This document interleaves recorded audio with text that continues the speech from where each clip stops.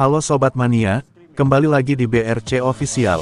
Ada kabar menarik nih mengenai PSM Makassar, berhasil mengalahkan Semen Padang, dalam laga lanjutan Liga 1, musim 2024/2025 pekan ke-28.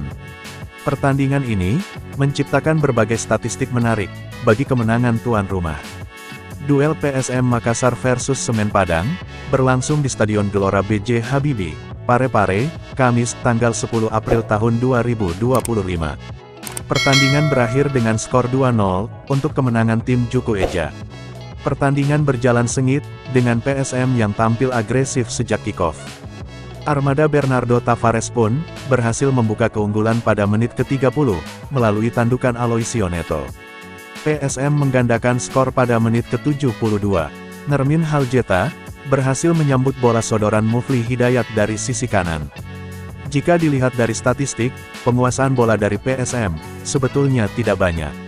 Semen Padang lebih mendominasi permainan, dengan penguasaan bola 63%, berbanding 37% untuk PSM. Namun secara agresivitas serangan, PSM jauh lebih unggul. Nermin Haleta DKK, bisa melepaskan 13 tembakan, dengan 7 diantaranya on target, sedangkan Semen Padang, cuma bisa melepaskan 3 tembakan, dengan 2 diantaranya tepat sasaran. Untuk urusan bertahan, PSM tercatat tampil solid.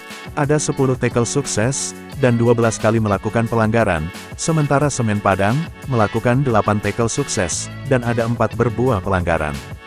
Pelatih PSM Makassar, Bernardo Tavares mengaku senang, dengan penampilan anak asuhnya.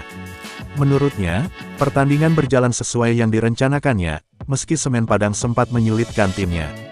Saya kira pertandingan ini, pertandingan yang bagus untuk kita, di awal-awal laga. Saya kira, kita memberikan press yang bagus kepada pemain lawan. Dan di awal-awal pertama, kita sudah capai dalam kepala kita, bahwa kita harus set up, ujar Bernardo Tavares usai laga. Di pihak tim lawan mereka melakukan perubahan. Di awal-awal pertama dengan melakukan penyesuaian. Mereka terlihat membangun serangan mereka.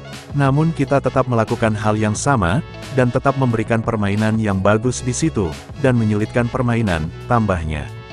Hasil ini, membuat PSM Makassar mengumpulkan 43 poin, dari 28 laga, dan naik ke peringkat 4 klasemen Liga 1.